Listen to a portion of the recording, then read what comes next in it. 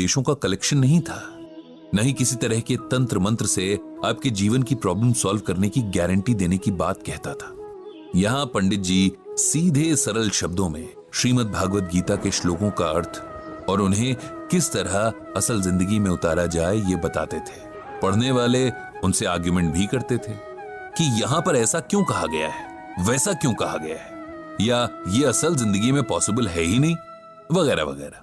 पंडित जी हर सवाल का स्वागत करते हैं क्योंकि सवालों से जवाबों के रास्ते खुलते हैं। कई बार सवाल हमें उस जवाब तक ले जाते हैं जिसे हम न तो पहले सोच पा रहे थे, न किसी बात को देखने का ऐसा नजरिया बना पा रहे थे। ऐसा नहीं था कि पंडित जी का गीता ज्ञान बस उनके ब्लॉग तक ही सीमित था। अभी भी अपने दोस्तों के बीच सुबह शाम की सैर या हर शाम पार्क में जमने वाली बैठक में वे कभी कभार स्पिरिचुअल डिबेट्स कर लेते थे। वहां भी उन सब में अक्सर मतभेद होते, लेकिन मनभेद कभी नहीं। पंडित जी के दोस्तों में एक वर्मा साहब भी थे। उनका शहर में खूब बड़ा कपड़ों का बिजनेस था जिसे अब उनके बेटे संभालते थे। वर्मा साहब ने तो अब खुद को पूजा पाठ और दान पुण्य तक ही सीमित कर लिया था। शहर की कोई धर्मशाला, कोई मंदिर, कोई सरकारी स्कूल ऐसा नहीं था जहां वर्मा साहब की दान की हुई कोई चीज ना हो। ये कैसे पता चलेगा कि कोई चीज वर्मा साहब ने दी है? तो उसके लिए वाटर कूलर, पंखे वगैरह दान की हुई चीजों पर हर दानी की तरह उसका नाम जो लिखा रहता था। रोज शाम की बैठक में वर्मा साहब अपने किए दान पुण्य की बातें करते। ऐसा करने के पीछे उनका शायद कोई स्वार्थ ना हो, बस आदतन कर देते थे। लेकिन बाकी के बुजुर्गों को ऐसा महसूस होता कि वे अपने अगले जन्म के लिए कुछ भी पुण्य नहीं कमा पा रहे हैं। अब सब लोग वर्मा साहब की तरह तो पैसे वाले हैं नहीं, अभी भी घर की जिम्मेदारियों से घिरे हुए हैं, और दान तो कोई तब करे जब फैमिली की जरूरतें पूरी हों। वर्मा साहब की कहानी भी बड़ी इंटरेस्टिंग थी। ऐसा नहीं था कि उन्हें सब कुछ विरासत में मिला हो। उनके पिता की शहर के एक बड़े चौराहे पर एक छोटी सी किराना की दुकान थी और फैमिली बड़ी थी, तो बस गुजर बसर करने वाले हालात थे। वर्मा साहब का मन कभी पढ़ाई में लगा ही नहीं। उन्हें तो बाजार की चहल पहल अट्रैक्ट करती थी। पिता की छोटी सी दुकान पर बैठना उन्हें कभी रास नहीं आया, लेकिन मजबूरी थी। पिता ने साफ कह दिया था कि या तो पढ़ाई करो या दुकान संभालो। वर्मा साहब छोटी सी उम्र से दुकानदारी करने लगे। अब 20 साल के युवक हो गए थे और जिंदगी घर और दुकान के बीच ठीक ठाक ही चल रही थी कि एक दिन अचानक उनके पिता चल बसे। अब जाकर वर्मा साहब को एहसास हुआ कि पिता कैसे पूरे परिवार को बांधे हुए थे। उनके बाकी भाई तो पढ़ाई में बिजी थे और उनकी पढ़ाई के सारे खर्चे इस छोटी सी दुकान पर ही डिपेंड करते थे। इस तरह छोटी सी उम्र में एक तरह से पूरे परिवार की जिम्मेदारियां वर्मा साहब पर आ गईं और कम उम्र में पड़े बोझ ने उन्हें वक्त से पहले ही सीरियस बना दिया था। अपनी मेहनत और बिजनेस माइंड के दम पर वर्मा साहब ने एक छोटी सी दुकान से इस शहर के सबसे बड़े कपड़ा व्यापारी तक का सफर तय किया था। आज उनके बेटों के पास एक सफल कारोबार है जिसकी नींव उनके पिता के पसीने की नमी थी। पंडित जी अक्सर एक बात नोट करते कि तमाम पूजा पाठ और दान पुण्य के बाद भी, जीवन के सारे सुख और सम्मान होने के बाद भी वर्मा साहब के चेहरे पर सुकून गायब रहता, जो एक्चुअली होना चाहिए था। हालांकि वो कभी उनसे पूछने की हिम्मत कर नहीं पाए, क्योंकि किसी से जुकाम बुखार की बात पूछना अलग बात है, लेकिन उनके बिना कहे चेहरे से झांकती टेंशन का जिक्र करना, क्या पता सामने वाले को अच्छा ना लगे। धीरे धीरे वर्मा साहब ने पार्क में आना कम कर दिया। पूछो तो बताते कि तबीयत थोड़ी सही नहीं लगती, इसीलिए नहीं आ पाते थे। सबकी तरह पंडित जी ने भी इसे उम्र का खेल समझा, लेकिन ये खेल कुछ और ही था, जिसका पता पंडित जी को जल्द चलने वाला था। जब लगातार एक हफ्ते तक वर्मा साहब पार्क में नहीं आए, तब मित्र मंडली ने सोचा कि क्यों ना उनके घर चला जाए, उनका हाल पूछा जाए। जिसके पास जब समय था उनके घर मिलने गए। समय निकालकर पंडित जी भी गए और वहां जाकर फिर उन्हें वही एहसास हुआ कि वर्मा साहब को शरीर नहीं, मन की परेशानी थी, जिसे वो किसी से भी बांट नहीं रहे थे। थोड़ा एकांत मिलने पर आखिर पंडित जी ने वर्मा साहब से पूछ ही लिया कि उनकी इस बेसुकूनी की वजह क्या है, क्यों हमेशा उनका मन अशांत सा लगता है, क्या इसके पीछे परिवार या कारोबार की कोई समस्या है। वर्मा साहब जैसे किसी के इस तरह के सवाल पूछने के इंतजार में ही थे, और पंडित जी के प्रति तो उनके मन में बड़ा सम्मान था ही।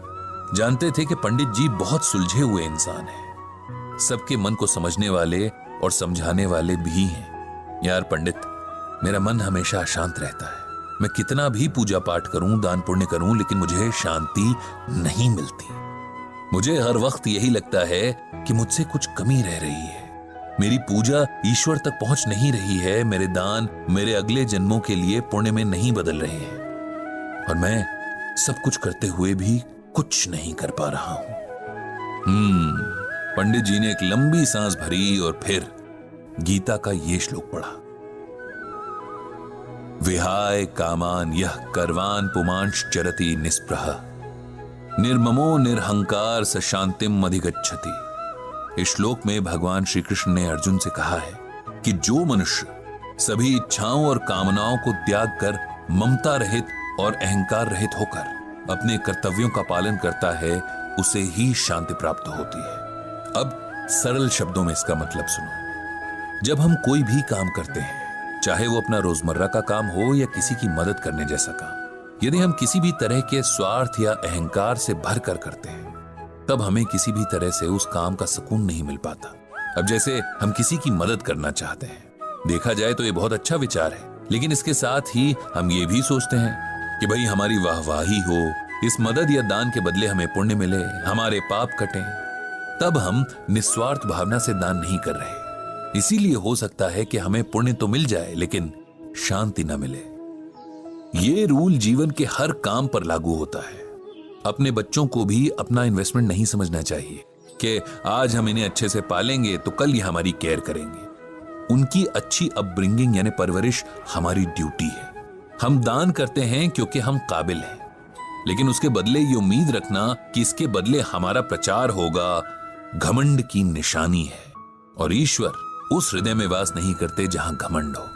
इसी तरह उस हृदय में सुकून को भी जगह नहीं मिलती। अपना कोई काम करना, किसी की मदद करना हमारा फर्ज है, जिसे पूरा करना हर किसी की जिम्मेदारी है। इसके बदले कुछ मिलने की एक्सपेक्टेशन रखना गलत है। वर्मा साहब, आपने जीवन भर मेहनत की, आपको लगता है कि आपके परिवार को आपके प्रति थैंकफुल होना चाहिए। वे होंगे भी, लेकिन इस एहसान का शुक्रिया वे एक समय के बाद करना बंद कर देंगे। लेकिन आप उनसे हर समय ये सुनना चाहेंगे। ऐसा ना होने पर आपको दुख होगा, जबकि देखा जाए तो आपने किसी पर कोई एहसान नहीं किया। आपने जो किया वो परिवार के सदस्य होने के नाते आपकी रिस्पॉन्सिबिलिटी थी। हर कोई अपने परिवार और समाज के प्रति इसी तरह अपनी रिस्पॉन्सिबिलिटी निभाता है। आप पूजा पाठ करते हैं, ये भी उस भगवान के प्रति हमारा फर्ज ही है, जिसने हमें मनुष्य के रूप में जन्म दिया और इस धरती के सभी सुख भोगने का अवसर दिया। अपनी पूजा का प्रदर्शन करके भी हम उस सुख से हाथ धो बैठते हैं। इसीलिए कोई भी काम बिना घमंड और सेल्फिशनेस के किया जाना चाहिए। तब मन पर किसी तरह का बोझ नहीं होता। हम जानते हैं कि हमने अपना काम अच्छे से किया है, बाकी उसका फल जो भी मिले उसे ईश्वर और किस्मत पर छोड़ देना चाहिए।